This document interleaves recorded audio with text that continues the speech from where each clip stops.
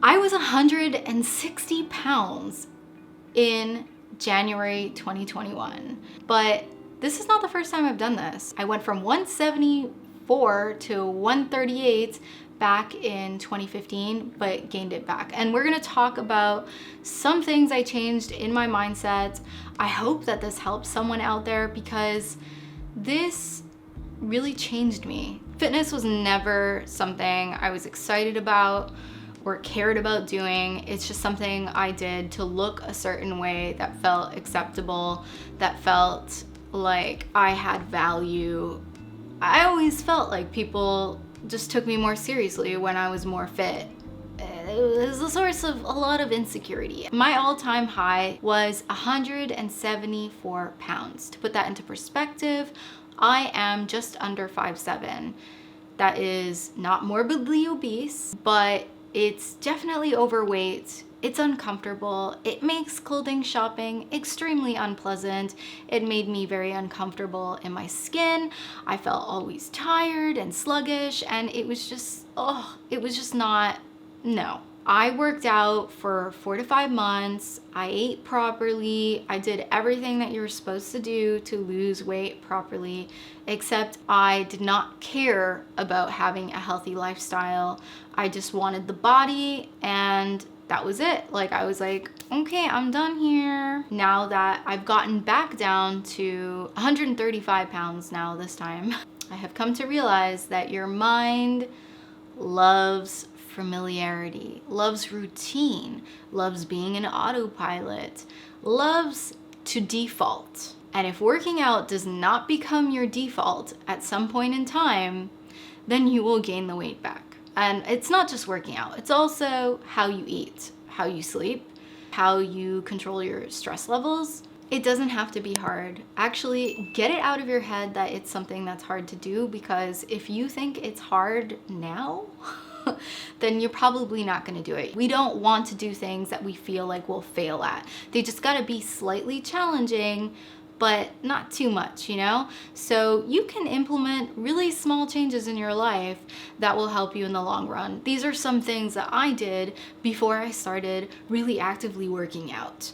So, because I wanted to approach this completely differently than I did before. Back in 2015, I started with this 16-week weightlifting program, and I started doing exercises that I found really, really hard at the beginning. They weren't too bad, but you know, for someone who doesn't work out to do a bunch of burpees, it's so hard. But you can start much easier than that, and actually it is much better to start slowly and develop habits over time. Small changes first. What does that look like? Start taking the stairs. I know it's so cliche, but it works. And if you can't do all the stairs, do some stairs and some escalators at first. Take walks, take long walks. Walking is so helpful, especially if you take real deep breaths, take in the scenery. It'll lift your mood like you have no idea, and before time, you will become hooked, because walking is so much more fun than jogging or running. Let's be real.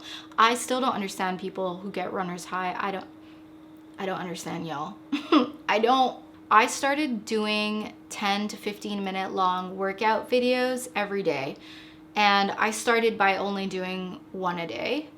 And then if I still felt up to it after that first workout video, I would tap on another one. So I would just do 2 in a row, but 2 different ones so I wouldn't get bored. I developed a routine where I always did them in the evening around 7 o'clock, but it helps to always do them around the same time. Routines are your best friend. At the very start of my fitness journey, I was doing the Chloe Ting Hourglass Challenge, which was a 28-day program that's completely free on the internet. I think it's 2 to 4 videos every day.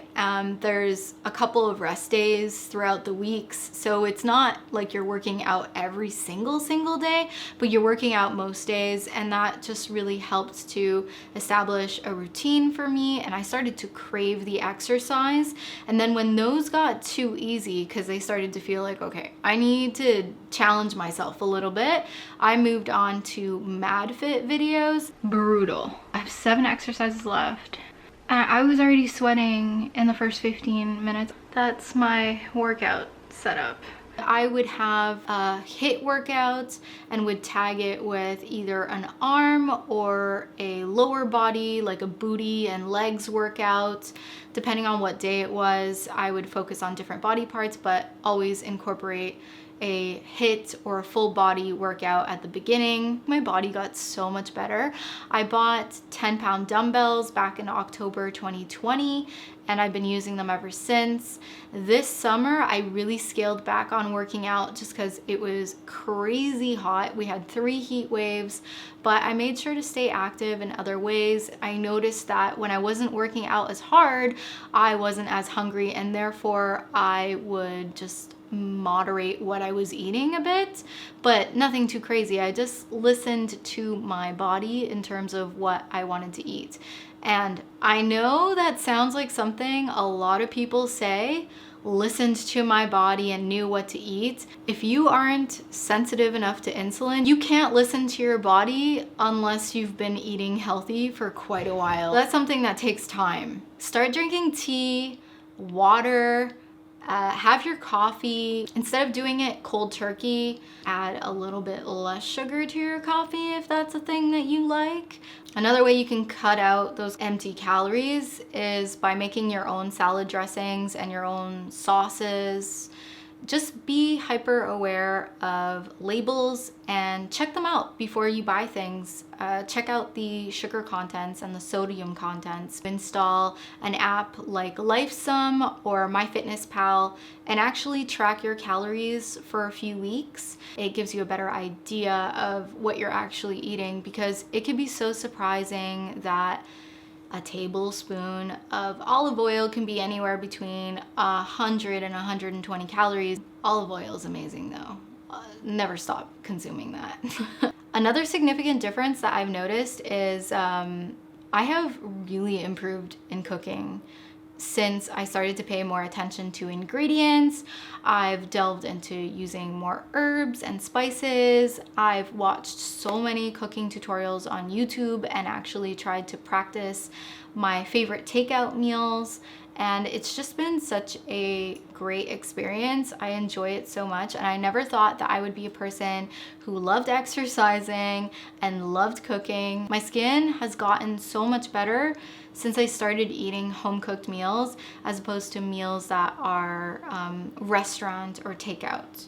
Not only did I get more fit, but my skin got better because I was drinking more water and eating properly. Go figure. I tend to have 4 to 5 go-to recipe meals that I'm very familiar with, that I know how to cook and season in a way that I thoroughly enjoy them, and I only get sick of them by the time a new season rolls in and it's time for me to change my little repertoire. Those recipes are soups or stews in the fall time typically, and they tend to be things that I am able to juggle around seasonings and different vegetables and ingredients so that they feel a little different every time I make them without me having to learn a totally new recipe. It's so much fun, and I feel like my food is delicious. I portion out my snacks. You know, I use these little bowls that we have in the kitchen. I grab a handful of said pretzels or crackers or whatever it is that I'm eating. I check the label and I determine what portion I'm gonna have based off that. And typically it's enough. I sit down with it, I have it while I watch Netflix, and I don't feel like eating more. And if I do, then I'll go and pick up a fruit. I did dry January in 2020, and that was all fine and dandy. But then I did it again in 2021, and I think after the pandemic, I just didn't see the joys of drinking alcohol the way that I did before. It just wasn't as fun. First of all, I wasn't going out and drinking with people, and saved a lot of money. Also, carrying alcohol home from the grocery store or from the liquor store, it's so heavy, and I would rather be carrying other things that I need around the house. I hate being hungover. I think it's one of the worst feelings ever. The only time I felt hungover this year was after my second vaccination. So That's good enough for me. Going forward, I definitely want to keep working out at home. I hit a gym once at the end of August and I found I do not enjoy working out with a mask on. It's quite difficult when you're breathing really hard and your mask is like suffocating you when you breathe in.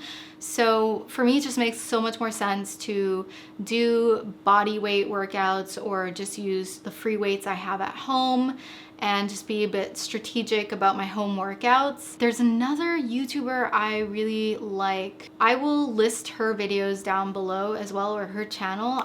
I can't, for the life of me, I can't remember her name right now. So the plan is to buy, I think, a set of 15-pound dumbbells and continue the same types of workouts. I'd also really like to incorporate something heavier like 25 to 30 pounds so that I can do weighted squats. And also for back exercises, I feel like I need heavier weight. 10 pounds is too easy, and yeah. Overall, I want to see how much my fitness can improve by next summer, because this has been just so much fun. I've noticed a huge improvement in my skills in the kitchen, in working out. My mind feels so much clearer as well because I've done other stuff too. It's just been such a good year, and I'm so happy that I used the lockdown for this and more and then some. Let me know what your struggles are with fitness in the comments down below. I'm curious, like working out felt so alien to me before and just felt like something I would drag my feet to do, and now it's something I look forward to. Like seeing you guys in my next video. I look forward to seeing you then. Have a good one. Bye.